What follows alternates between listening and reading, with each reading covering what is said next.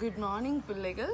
இன்னைக்கு நம்முடைய பாடத்தில் 6வது பாடத்தை நாம் படிக்க போகிறோம். துன்பங்களின் மத்தியில் கடவுளின் பாதுகாப்பு. நான் நினைக்கிறேன் ஏற்கனவே நாம் படித்த பாடங்கள் அவங்க ஞாபகத்தில் இருக்குன்னு. ஏற்கனவே நீங்கள் மனதில் நினைத்து பாருங்கள். ஏற்கனவே நம்ம எதை குறித்து படித்தோம்? யோசிப்பிட கனவுகளை குறித்து படித்தோம் இல்லையா?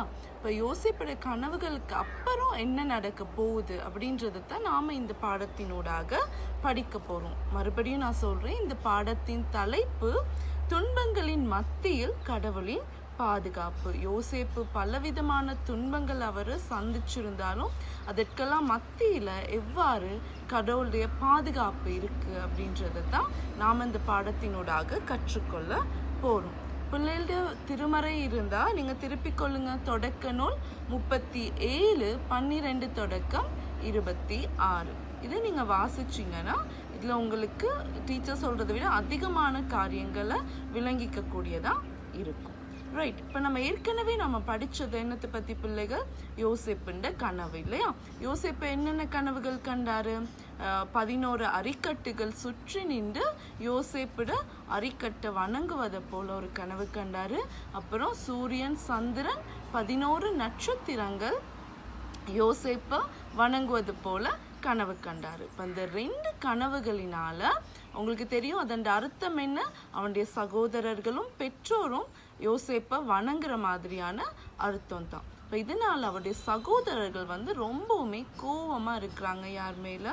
இந்த யோசேப்பு மேலே. அப்போ உங்களுக்கு தெரியும் அவங்களோட தொழில் ஆடு வளர்ப்பு இல்லையா? அப்போ அவங்க மந்தைகளை மேய்க்கிறதுக்காக தூர இடங்களுக்கு போகணும். போயிட்டு நல்ல புல் இருக்க இடங்களில் அந்த மந்தைகளை மேய்க்கணும். இப்போ இதுதான் யோசேப்புண்ட சகோதரர்கள்ட தொழிலாக இருந்துச்சு. அப்போ அவங்க சில நேரம் போயிட்டு ஒரு கிழமை வராமல் இருப்பாங்க, ஒரு 2-3 நாள் வராமல் இருப்பாங்க. இப்போ இப்படி இருக்கும். அப்போ வீட்டில் உள்ளவங்க என்ன பண்ணுவாங்க?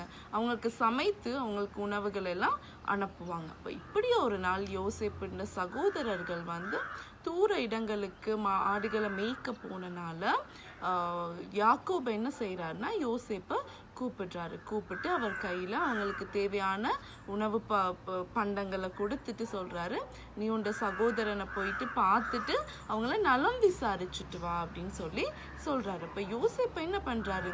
இல்லை அவங்களுக்கெல்லாம் என் மேலே கோவம் இருக்குது, அவங்களோட நான் கதைக்க மாட்டேன், என்னை கண்டு அவங்களுக்கு பிடிக்காது அப்படியெல்லாம் எதுவும் சொல்கிறாரா? இல்லை. அவர் என்ன பண்ணுறாரு? யாக்கோபுக்கு ஒரு கீழ்ப்படிந்த மகனாக போறாரு சகோதரர்களை பார்க்க. அப்போ அவர் தூரத்தில் வரதை கண்டுட்டு சகோதரர்கள் சொல்கிறாங்க, இந்த சொப்பனக்காரன் வரான், கனவு காண்றவே வரான் அப்படின்னு சொல்லி அவரை கிண்டல் பண்ணி சிரிச்சுட்டு இருக்கிறாங்க. இப்போ யோசேப்பு என்ன செய்கிறாரு? அவர் கிட்ட வந்தோடனே அவர் என்ன பண்ணுறாங்கன்னு சொன்னால் சகோதரர்கள் எல்லாருமே யோசேப்பை ரொம்பவுமே கேலி செய்து கஷ்டப்படுத்தி அவரை ஒரு குழிக்குள்ளே போடுறாங்க. அப்போ என்ன நடக்குது அப்படின்னு சொன்னால் சகோதரர்கள் இவரை கொல்லலாம் அப்படின்னு சொல்லி திட்டமிட்டுறாங்க. ஆனால் ரூபன் என்ன செய்கிறாரு? அவங்களோட 11 சகோதரர்கள்லையும் மூத்தவர் தான் இந்த ரூபன். இப்போ அவர் என்ன செய்கிறாருன்னு சொன்னால், இல்லை இவனை நாம் இந்த பாலடைஞ்ச குழிக்குள்ளே போற்றுவோம் அப்படின்னு சொல்கிறாங்க. ஏன்னா இவனை கொன்னா அவன் ரொம்ப ஒரு இளம் வயதாக இருந்திருப்பார் இல்லையா? அப்புறம் அவரை கொல்லுவதற்கு அந்த ரூபன்ற சகோதரனுக்கு மனம் இல்லாதனால அவர் சகோதரர்களோட மனதெல்லாம் மாற்றி என்ன சொல்கிறாரு? இல்லை இவனை இல்லாம ஒரு குழிக்குள்ளே போற்றுவோம் அப்படின்னு சொல்கிறாரு. அப்போ அவங்க என்ன பண்ணுறாங்க? யோசேப்புண்ட உடைகளை மட்டும் கலட்டி எடுத்துட்டு அவரை குழிக்குள்ளே போட்டுடுறாங்க. ஒரு பாலடைந்த கிணற்றுக்குள்ளே அவரை போட்டுடுறாங்க. போட்டதுக்கப்புறம் என்ன நடக்குதுன்னு சொன்னால், அவர் அப்படியே விட்டுட்டு போனால் ஒரு மிருகங்கள்லாம் கடிச்சு சாப்பிட்ரும் அப்படின்னு அவங்க நினைக்கிறாங்க. ஆனாலும் என்ன நடக்குது?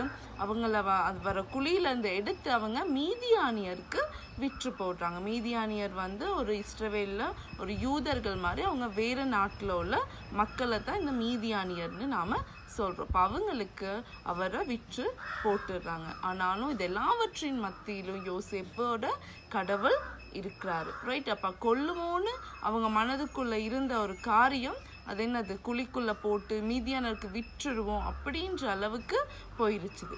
ரைட். அப்போ கடவுள் யோசேப்போட இருந்தனால அந்த சகோதரோட மனதையும் மாற்றி அவர் அப்படியான ஒரு பெரிய ஆபத்திலிருந்து தப்பவித்து கொள்றாரு. ரைட் பிள்ளைகள், இப்போ இந்த கதை உங்களுக்கு விளங்கிச்சுன்னு நான் நினைக்கிறேன். இதை நாம் திருப்பாடல்கள் 23:4 மனன வசனம் நமக்கு சொல்லுது. சாவின் இருள் சூழ் பள்ளத்தாக்கில் நான் நடக்க நேர்ந்தாலும் நீர் என்னோடு இருப்பதால் எந்த தீங்கிற்கும் அஞ்சேன் அப்படின்னு சொல்லி. இப்போ திருப்பாடல் 23:4 நீங்கள் கவனமாக வாசிச்சுக்கோங்க. ஏன்னா எந்த ஒரு ஆபத்தான நிலைமையிலையும் நம்மளோடு கூட ஆண்டவர் இருக்கிறாரு.